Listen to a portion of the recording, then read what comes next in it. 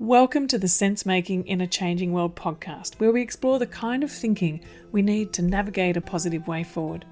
I'm your host, Morag, permaculture educator and global ambassador, filmmaker, eco-villager, food forester, mother, practivist, and all-round lover of thinking, communicating, and acting regeneratively.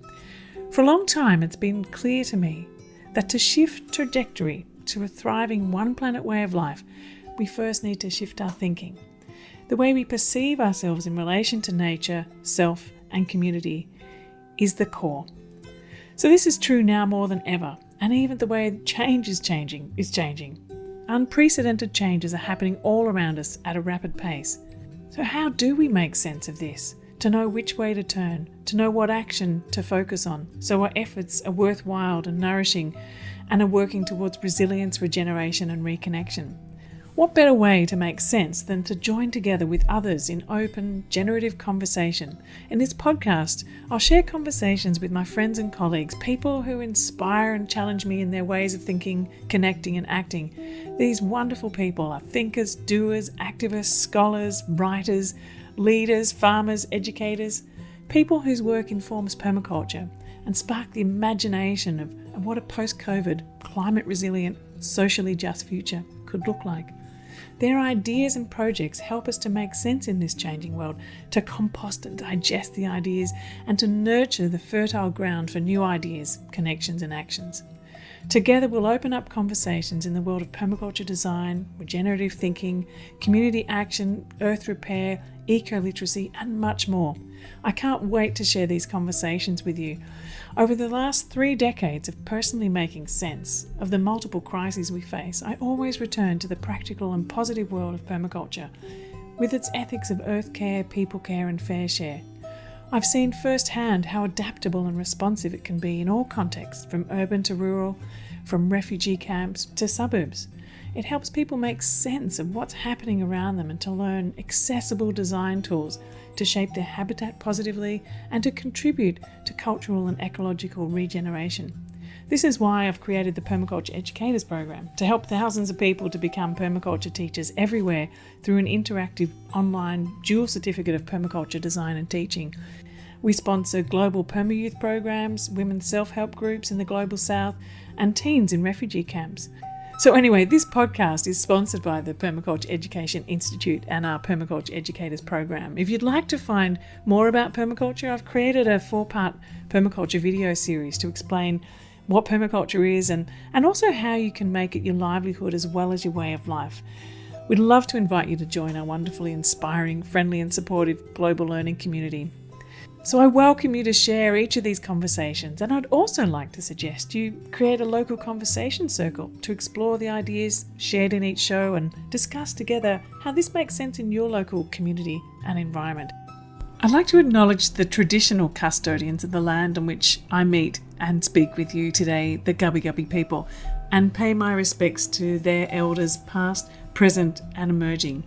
It's my pleasure today to welcome Natalie Isaacs to the show, founder of 1 Million Women. For 10 years, Nat has been inspiring a movement of women and girls around the world to act on climate. Now more than ever, this is so important.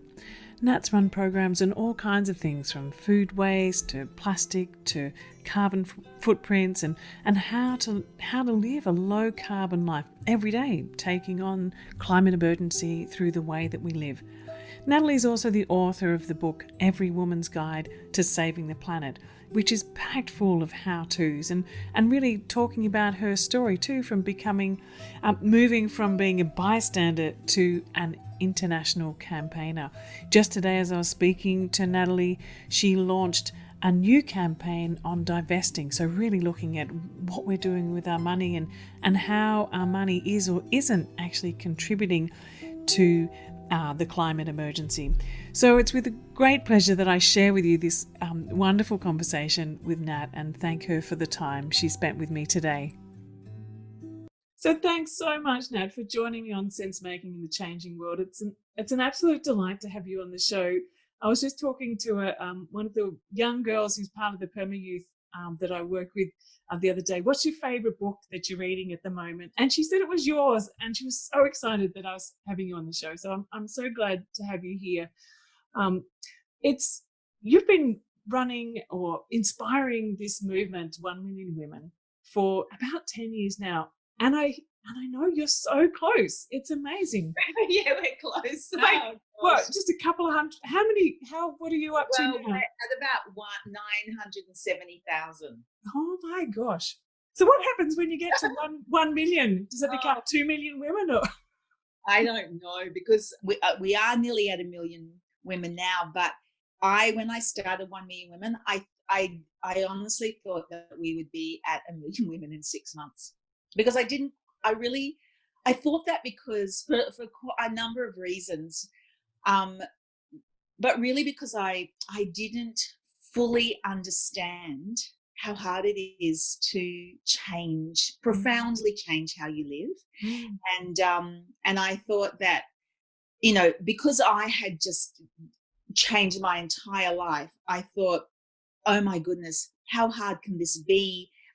Everybody will want to jump on board. And so it took me by surprise that we weren't at 1 million women in 6 months.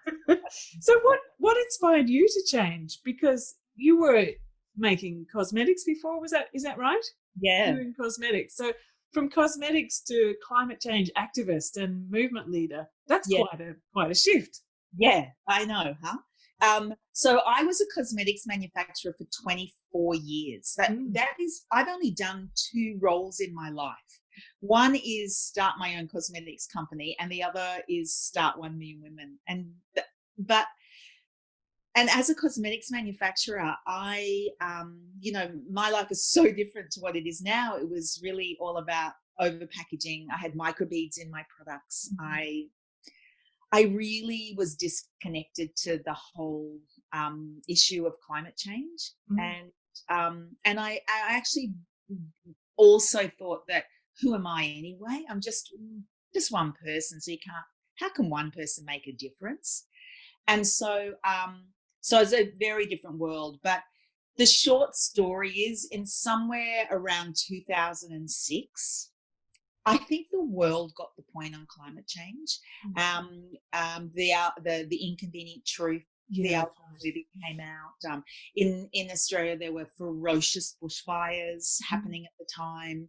And I was doing, without going into it too deep, because it would make the story way too long, I was doing things that year that I was getting engaged on the issue of climate change. And so all these things were happening, but I think the thing that actually changed my life forever, and I say this a lot, but it was that I gave myself this challenge to get our household electricity consumption down by 20%. And really easy stuff, low-hanging fruit. Anyone can do it. And when I saw the bill and I saw that I actually did it. And I did it, and I was still having a good time. And I did it, and it didn't cost me anything. And there I just saved money and pollution at the same time. Actually, that was that action where I did something and saw this result that changed my life forever. And I realized I was powerful. And what if millions of us did just that? And it kind of led me on my journey, because I then got our household food waste down, and then I stopped over consuming. And then, as you do, I started a women's movement, but not so. That's kind of the point where most people stop, though, isn't it? Actually going into the movement side of things is massive. But before we get into that, I was wanting to just pick up on what you were saying, that it is not just an all at once kind of thing, is it? It's sort of like there's a revealing of a change that can happen, and you go, oh. And then you sort of take up another layer and then another layer, and you can keep moving through it. It's not like an all at once, have to change your whole life all at one time. Although there is this sense of urgency. And I guess by having a movement of people who are supportive, who've got information, who you can tap into, who can kind of motivate you along the route of making the change, that's kind of a really important part, I think, of what it is that you're doing with 1 million women. It's creating the community of change rather than feeling that you are by yourself. Oh, absolutely. Yeah. Absolutely. And I think that picking up on a couple of this, I'm just going to put my cup of Yeah. tea down on the floor. Picking up on those points, it is a journey, you know, and I think that it and it depends on where you're at on the journey. Like if you're just starting this and you really don't know what to do to make a difference, it really is this: just do one thing. Don't worry about anything else. Just do one thing and see that difference. Because I promise you that one thing will pull you on to the next, and then the next, and then the next, and then you'll be wanting to know what the next is. And that's this beautiful journey of empowerment. And I witness that all the time at One Million Women, and that was absolutely my story. And maybe my story a bit quicker than others because I rapidly went from one thing to the next. But I think that profound change sometimes can't just happen all at once. And it is different. Everybody's story is different. And the most important thing is that you're on the journey, just so long as you're on it and you're moving forward all the time. And I think that goes to the philosophy of One Million Women. Yeah. I think, that's exactly right. Being on a journey and feeling part of something and connected to it. But there was something about what's happening this year, which has made everything quite a bit different. I mean, what the latest figures that I saw was that we've actually reduced our footprint by something like 14.5%. And or even 20. But it could be way more than that. And the ecological overshoot day, which is coming up soon on August the 22nd, it's the first time ever that it's gone backwards. Since when I was born in 1969, that was the last time we lived on a sort of in a one planet way of life. Ever since then, we've been working towards, we're now a 4 planet way of life here in Australia. And overshoot day globally last year was July 29th. This year it's pegged to be August 24th. So we've gone backwards. So all of these things that COVID has forced us to do, like stop flying, to be more localized, to grow more food, there's a lot of the things that actually were part of the message about consuming less, growing more, being more aware of our carbon footprint. All of a sudden, COVID has just kind of made us do that and shown that the impact on the planet is extraordinary. Look at the Venice canals and all those sorts of stories that we're hearing. How does that then change our messaging around what we're doing with things like 1 Million Women and what I do in permaculture? Because all these things we're saying are kind of, they're here, they're now, we realize it. What change have you seen in how you communicate? I think that it's a big question. It's a really big question because we are very mindful of the way that we communicate at this point in time for a number of reasons. And number one, that I'll list them all, but number one, because of COVID, understandably, climate change and action on climate change is sitting in the background. Not a lot's out there at the moment, and people are very focused on surviving and lockdown laws and this this crazy year of COVID. And so but climate change sits there ever present, and we do need to get that back on the agenda. But I think that something that so one thing is literally doing everything possible to keep it there, to keep it current and relevant. And the second thing is that that in COVID, I feel, and this is the way that we feel at 1 Million Women, there's almost this sense of opportunity, which I know seems like a the wrong word, but almost like there's more, like climate change is the good story that could come out of this. That COVID is such a, such a tragic, sad thing we're all living, and then action on climate change. We could emerge from this with this opportunity to live differently, and because I know that emissions are down by as somewhere between 14 and 20%, and because of COVID, but we need those emissions down by that level because of the way that we've changed how we've lived, how we live. We need to learn from what we're seeing with COVID and find this new path forward. And I see that is a really new opportunity. And One Me Women is very focused on this new way forward, on this gritty determination that we all need, and that the window is getting smaller, and so that we need to that whole nice journey and go at your own pace, which is what I just said before, which was really how we started One Me Women, is now you need to run. And you need to run fast, and we need to be changing our lives with this a lot faster than before. But one other thing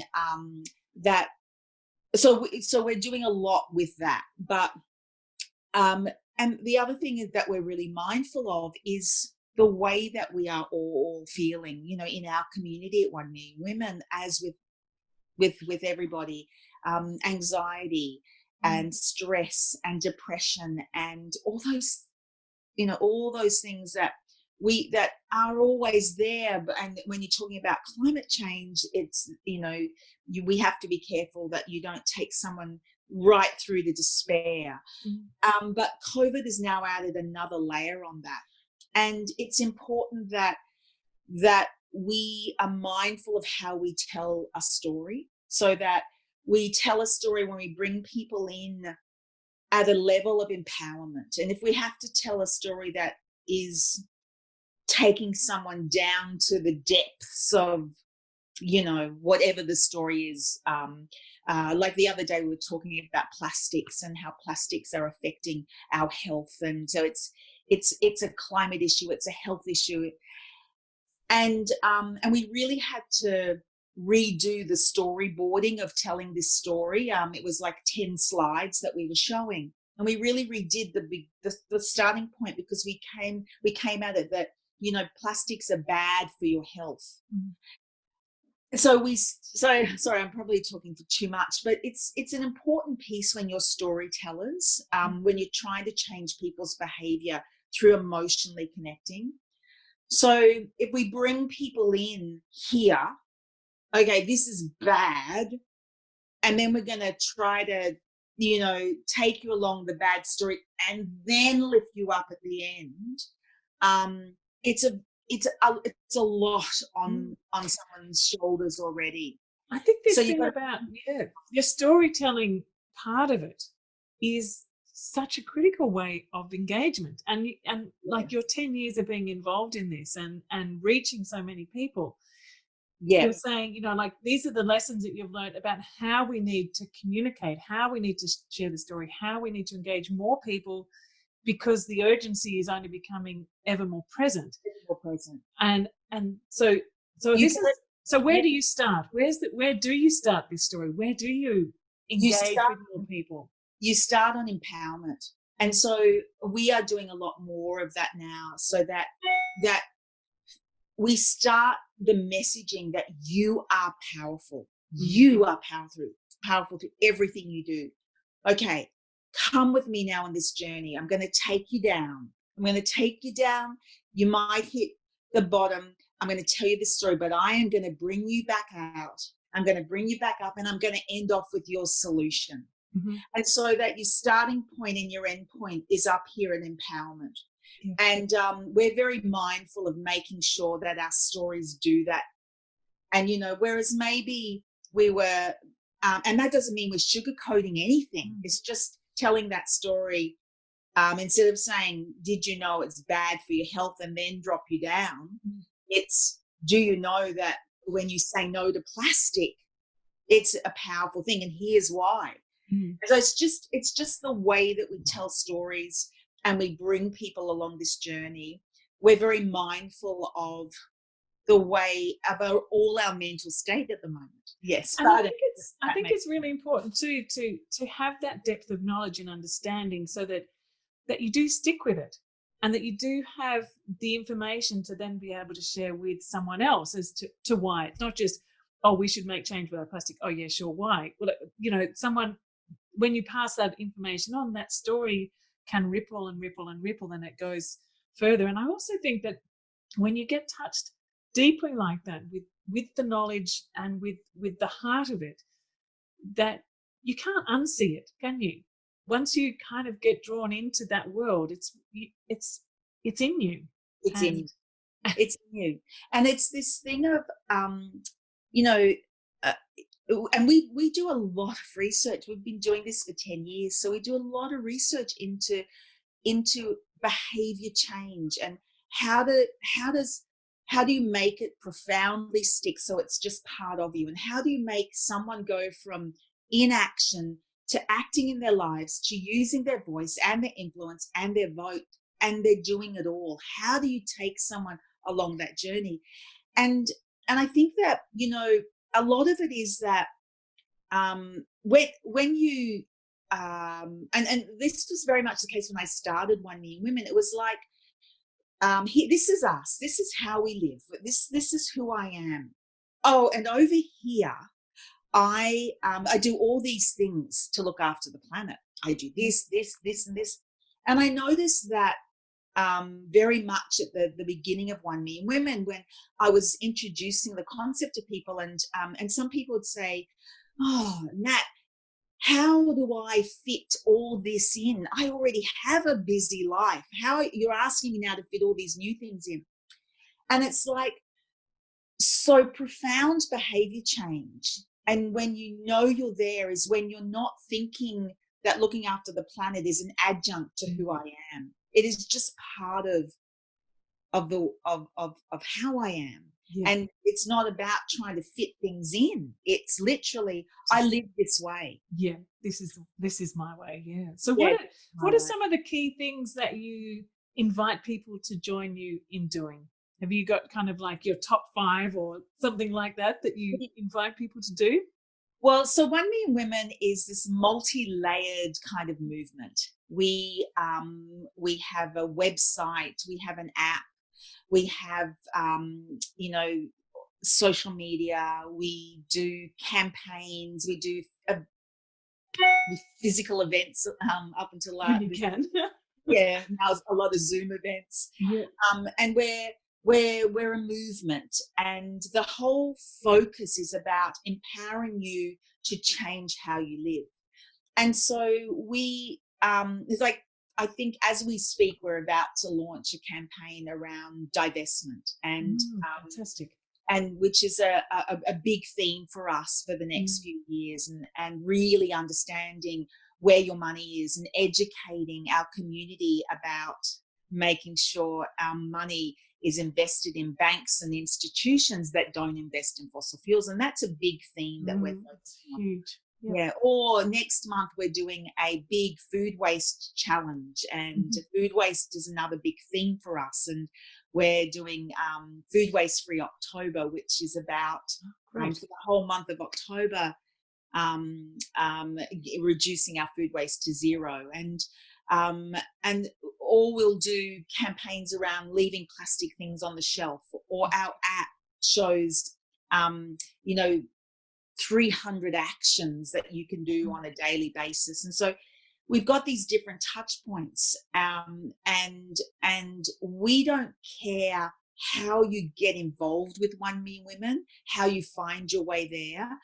We just focus on, once we've got you, we move you along this journey that you are changing how you live, and you're influencing others to do the same. Yeah, great. And so how can people get involved or more involved? They can be touching base with the app or the website, but if they want to be like a real activist within the movement, how do people do that? Because I'm asking this question because this group of perma youth I work with, they're so keen to be sort of more collaborators with movements that are happening and have a power, and well, the size of the movement too that 1 million women is, it's really empowering for them to feel that they could be part of something much larger than themselves as well. Yeah.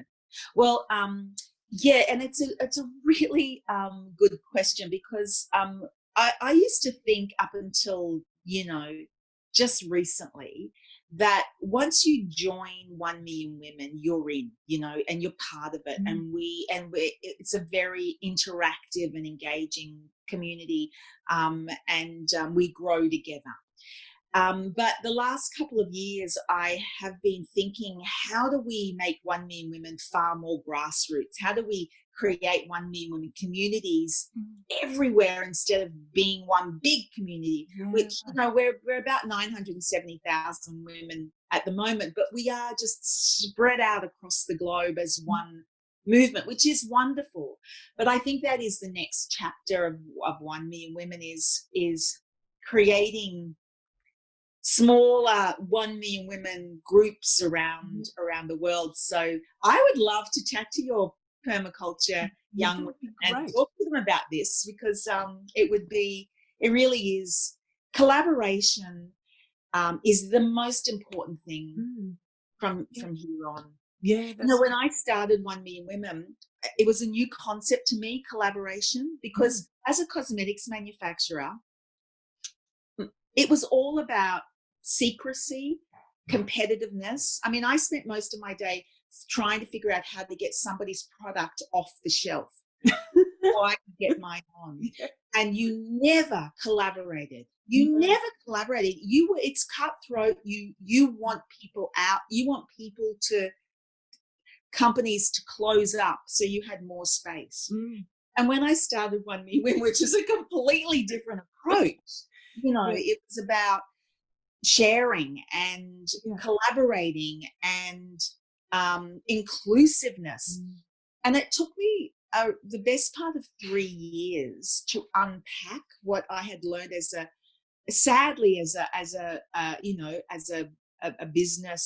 businesswoman. And I'm sure that all those ethics, I would be much better at it today if I still had my cosmetics company, but it's just not the way that I worked. And so it was a hard thing to learn, which I needed to do because I was building a movement. But today, and in today's, as we try to navigate this crazy world, joining forces and collaborating, and we've all got one goal. Yeah, that's right. And, so clear now, hasn't it, that really what we're all needing to be doing is to be creating the conditions for the change that we need to see in the world, and whatever those conditions are, wherever we are, and joining forces with different movements. So this, the Perma Youth, for example, are talking with the Earth Guardians movement, which is, across North America, and 1 million women speaks to them a lot because they're mostly young women, and really just finding that way, and they're just beginning. And so, I mean, what advice would you give to a group of people who are just starting a movement? So these young women are looking at really starting this movement. How did you get from going, I'm going to start a movement, to actually starting a movement? I mean, it's quite a jump. Yeah, it was quite a jump. And I think you don't think too deeply.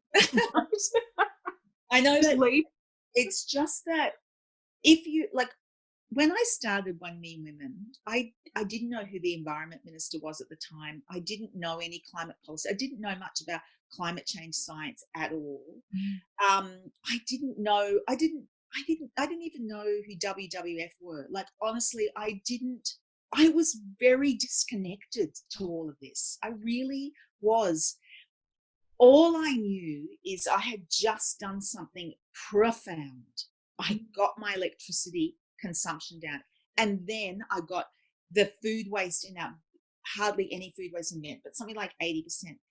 I thought, this is an incredible thing.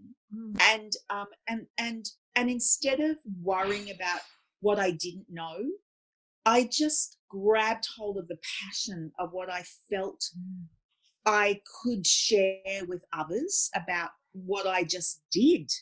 And so I think if you think too hard on the negatives, you never get something up. Now, getting something up, you may succeed and you may fail. That is one of the, that is it. But just go for it. It's There's my something. beautiful daughter-in-law. I'm Oh, in you their bedroom. Yeah.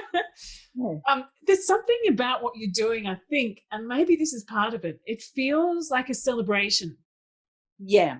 Like it's not just the education about it, which is, it's a key part of it, but you're celebrating the change that you made. You're celebrating the change that is possible. You're celebrating people coming together, and it feels lively. It's the difference between, telling people what's wrong all the time to celebrating what we can do right and do together. And it has an attractive force rather than a repelling force. And there's something in that I think that you've just absolutely nailed. Oh, thank you, Morag. That's really beautiful to say. I mean, we focus on what you can do and not on what you can't. We focus on uplifting and inspiring people instead of filling them with guilt. And because there's no point. And we all need to act, and it is so, I think I might have said this earlier, but it's so easy to slip from either denial or inaction right across to despair, and to wallow in despair, and to sit there and feel that you can't do anything. It's not a hard thing to just bypass this piece in the middle, which is about action. And I know for me, I would much rather be sitting here in this piece of action, because it's filled with energy, it's filled with optimism, it's filled with hope, and it's filled with this determination to change the world. And so, but climate change is a very big concept, and it's overwhelming. And so it's a matter of breaking it down so you can really grasp hold of it and go, okay, I understand that, and if I do this is the outcome. And so it's breaking it down into what you can do as an individual and what that means if we're all doing it as a collective. And the beautiful thing about empowerment is that it helps you find your confidence and your voice. Yeah, absolutely. Hold others accountable for their inaction. Yeah. And so if you were, the bigger picture of what you want to achieve with 1 million women, apart from gathering 1 million women or more to be positive activists, what's that bigger picture goal? Do you have, what do you want all of those women to be doing together? Is there something? I think that the bigger picture, oh my goodness, I don't know. I just think that the vision of 1 million women is that we are millions of women. Like, of course we want to go past 1 million, but the vision is that we are women of the world, living with the least impact on the planet and influencing others to do the same, and using our voice and our vote, and our everyday actions. And that is it. That's the vision, and that there is more and more of us, joining forces and doing that. And because when we're all doing that, and influencing others, the world changes. Yeah. And we're raising the children and thinking from the beginning is there. If you're being raised in an environment that is just normal, you don't have to learn about it. It just is.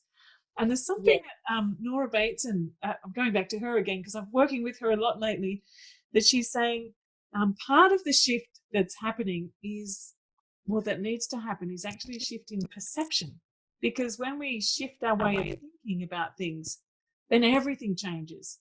And it shifts the way that we make our decisions. It shifts the way that we relate to one another. It shifts the way that we do our everyday life. And so also not often we kind of look just for the action, but an action is actually the shift in understanding and perception and relationships and all of that as well. And so I think part of all of this is valuing that and how we communicate with our children and all of those things that makes this really important.